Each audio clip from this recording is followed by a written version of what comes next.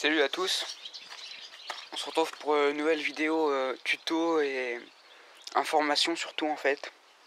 Donc pour parler du Carlosta sur les moteurs à refroidissement liquide de 50 cm3. Donc à droite on a un moteur 4 temps, donc à culasse avec arbre à cam, tout ça.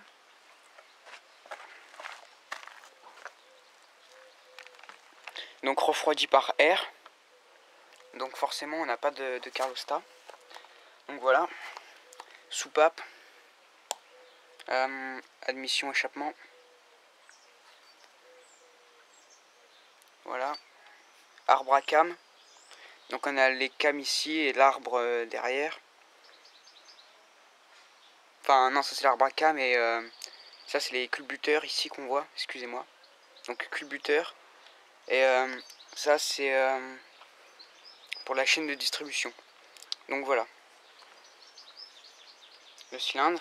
Donc sans transfert forcément, c'est un 4 temps.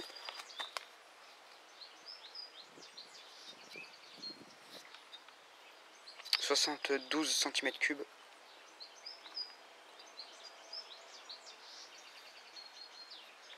La jupe, enfin bref voilà.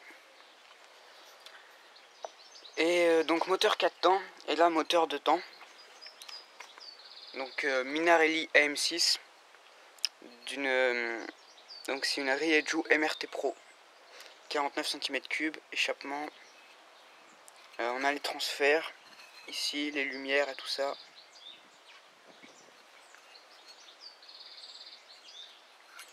Et donc sur un moteur de 2 temps comme ceci, c'est un refroidissement liquide. Donc il y a un Carlosta d'origine. Voilà, donc on voit là les traces de serrage. Donc la culasse. Donc comment retirer son Carlosta sur ces machines là? Eh bien c'est très simple. Enfin, d'abord il va vous falloir démonter votre haut moteur, enfin la culasse, obligatoirement.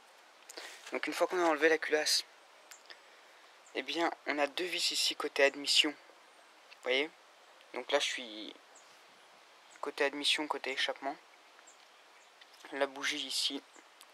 Eh bien voilà, on a notre arrivée, on a la durite qui amène le liquide de refroidissement ici. Ça c'est les durites qui vont au carburateur pour refroidir le carbu pour pas que le mélange arrive chaud. Donc c'est pour un gain de performance quoi. Voilà, donc le Carlosta il se trouve côté admission ici. Vous dévissez les deux petites vis qui sont là. Voilà. Et vous allez avoir ça. Et donc ça c'est le Carlosta. Donc à quoi ça sert? Eh bien un Carlosta ça sert à bloquer en fait votre circuit de refroidissement pour permettre au moteur de chauffer, de monter à sa température de fonctionnement idéale le plus vite possible en fait. C'est-à-dire que ça va bloquer votre circuit. Donc l'eau qui se trouve dans votre cylindre ici, va chauffer sans être renouvelée. Du coup forcément le cylindre va chauffer et dès qu'il va avoir atteint sa température de fonctionnement, de marche, ce petit truc là va s'ouvrir et faire rentrer du nouveau liquide de refroidissement pour refroidir le cylindre pour pas qu'il dépasse la température voulue. Et donc voilà, donc ça permet de chauffer, d'arriver à température d'utilisation plus rapidement. Voilà, donc c'est plutôt bien. Problème forcément, c'est que il arrive des fois que ceci se bloque. Donc quand il se bloque, forcément, ça va chauffer, surchauffe et risque de serrage. Donc moi là j'ai serré. Donc je pense pas que ça vienne de mon Carlosta. Mais bon, par sécurité, je crois que je vais le retirer quand même pour mon kit qui va bientôt arriver, un kit Arsal 50. Mais donc, les problèmes quand vous le retirez, il y en a aussi. C'est que quand votre moteur est froid, donc vous démarrez et tout, le moteur froid, eh bien, votre liquide de refroidissement va continuer de tourner, donc avec la pompe qui va faire tourner quoi. Et vu que vous avez parlé de Carlosta, l'eau se renouvelle tout le temps, donc est toujours froide et elle va mettre beaucoup plus de temps à chauffer. Donc votre cylindre, pareil, va être refroidi au début tout le temps. Donc il va mettre plus de temps à arriver à sa température de fonctionnement idéale. Alors du coup c'est embêtant. C'est aussi un problème. Surtout en hiver quand il fait froid et tout. Là franchement c'est pas top étant donné que du coup vous allez vraiment prendre du temps avant que votre moteur soit chaud.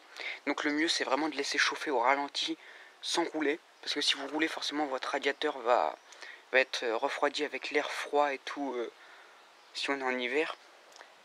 Donc le mieux c'est de laisser chauffer au ralenti. Donc voilà. Donc je pense que je vais le retirer moi pour mon prochain montage. Donc maintenant vous savez l'essentiel sur le fonctionnement du Carlosta. Donc vous pouvez choisir de le retirer ou de le laisser, c'est comme vous voulez. Moi je le retire. Parce que ça me fait un peu peur de savoir qu'il peut se bloquer. Sinon vous pouvez aller poser des questions à votre garagiste, tout ça. Je sais pas trop ce qu'ils diront. Moi je vais aller me renseigner quand même un peu plus, mais bon de toute façon ce qu'ils me diront va pas trop changer. J'ai lu sur des forums, ils le retirent, j'ai vu des gens, ils le retirent et tout ça, ils ont pas de problème. Donc voilà. N'hésitez pas à liker et commenter la vidéo. C'était pas une vidéo très longue, c'était juste pour vous expliquer vite fait le fonctionnement de cette sorte de valve en fait. Donc voilà. Et j'ai d'autres vidéos tuto si vous le souhaitez, vous pouvez aller voir sur ma chaîne. Et du coup je ferai aussi une vidéo sur le montage de mon nouveau kit. Donc voilà, donc j'espère que je l'aurai vite. Parce que là du coup je peux pas rouler. Donc voilà, j'espère que je vous aurai aidé et renseigné sur le Carlosta. Voilà, salut à tous.